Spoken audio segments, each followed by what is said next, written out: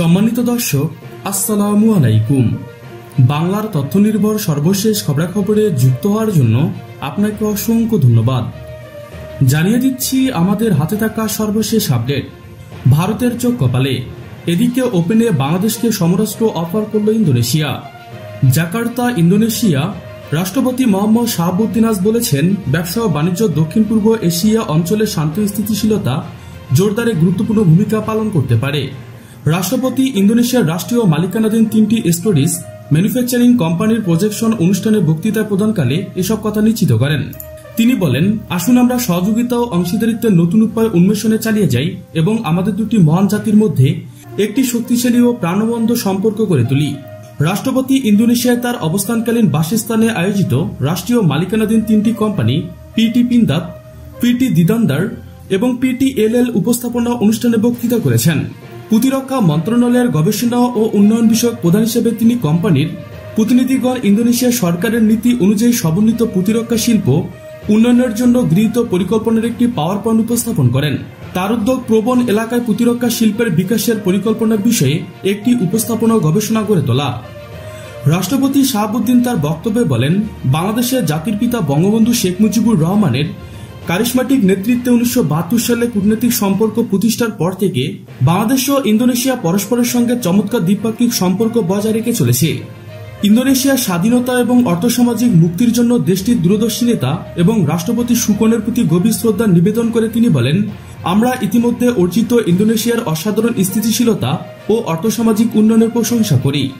ASEAN অঞ্চলে ইন্দোনেশিয়াকে বাংলাদেশের গুরুত্বপূর্ণ বাণিজ্য অংশীদারিত্ব উল্লেখ করে রাষ্ট্রপতি বলেন, বিগত বছরগুলোতে আমাদের দ্বিপাক্ষিক বাণিজ্য ক্রমশ বৃদ্ধি পেয়েছে এবং আমরা ভবিষ্যতে আমাদের দ্বিপাক্ষিক বাণিজ্য ও বিনিয়োগের অপার সম্ভাবনা দেখতে পাচ্ছি।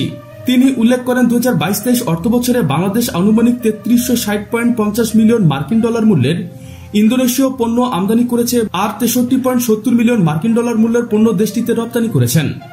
রাষ্ট্রপ্রধান দুই দেশের কৌশলগত অর্থনৈতিক সম্পর্ককে আরও জোরদার ও বিচিত্রময় করতে যত দ্রুত সম্ভব অগ্রাধিকারমূলক বাণিজ্য চুক্তি পিটিএ স্বাক্ষরিত করবে বলে আশাবাদ ব্যক্ত করেন। বাংলাদেশকে বিশ্বে অন্যতম দ্রুত বর্ধনশীল অর্থনীতি হিসেবে উল্লেখ করে রাষ্ট্রপতি শাহাবুদ্দিন বলেন, বাংলাদেশ বিদেশ বিনিয়োগকারীদের জন্য একটি ব্যবসা বান্ধব পরিবেশ সৃষ্টি করতে অবিরাম কাজ করে যাচ্ছেন। দক্ষিণ ও দক্ষিণ পূর্ব এশিয়ার কৌশলগত অবস্থানের কারণে বিনিয়োগ ও বাণিজ্যের জন্য বাংলাদেশ অত্যন্ত আকর্ষণীয়। তিনি এই চমৎকার তথ্যপূর্ণ উপস্থাপনের জন্য সকল প্রেজেন্টার ও 3টি রাষ্ট্রীয় মালিকানাধীন কোম্পানির সংশ্লিষ্টদের ধন্যবাদ জানান। পররাষ্ট্রমন্ত্রী ডক্টর এ কে আব্দুল মোমেন, বঙ্গভবনের সংশ্লিষ্ট সচিবগণ, ঊর্ধ্বতন বেসামরিক ও সামরিক কর্মকর্তারা এই সময় উপস্থিত ছিলেন। বিশাল সুখবর, জল্পনা কাটিয়ে যুক্তরাষ্ট্রের অ্যাপাচে কম্ব্যাট হেলিকপ্টার যুক্ত বাংলাদেশ সেনাবহরে। সম্প্রতি অত্যাধুনিক সমরাস্ত্র ক্রয় নিয়ে ঢাকা ওয়াশিংটনে আলোচনায় বসেছেন। সশস্ত্র বাহিনী আধুনিকায়নের অংশ হিসেবে মার্কিন যুক্তরাষ্ট্র থেকে অত্যাধুনিক অ্যাপাচে কম্ব্যাট হেলিকপ্টার, জঙ্গি বিমান এবং ক্ষেপণাস্ত্র ব্যবস্থা কিনতে বাংলাদেশ আলোচনা শুরু করেছেন। এ তথ্য নিশ্চিত করেছেন পররাষ্ট্র মন্ত্রণালয় সম্পর্কিত স্থানীয় কমিটির সভাপতি ও প্রতিরক্ষা মন্ত্রণালয় সম্পর্কিত সংসদীয় স্থানীয় কমিটির সদস্য কর্নেল অবসর ফারুক খান। বেনারকে তিনি বলেন, আমেরিকান অ্যাপাচে হেলিকপ্টার অত্যাধুনিক জঙ্গি বিমান এবং ক্ষেপণাস্ত্র ব্যবস্থা বাংলাদেশের সামরিক বাহিনীকে আরও শক্তিশালী করবেন। 1971 সালে স্বাধীন হওয়ার পর থেকেই প্রথম উন্নতমানের সামরিক সরঞ্জাম কিনতে যুক্তরাষ্ট্রের সাথে বাংলাদেশের সম্পর্কে আলোচনা চলছে বলে জানিয়েছেন বিশেষজ্ঞরা। বিশ্বখ্যাত সামরিক প্রকাশন জেন ডিফেন্স ম্যাগাজিন বুধবার লিখেছেন, বাংলাদেশ ও মার্কিন যুক্তরাষ্ট্র দুটি সামরিক সহায়তা চুক্তি স্বাক্ষর করেছেন।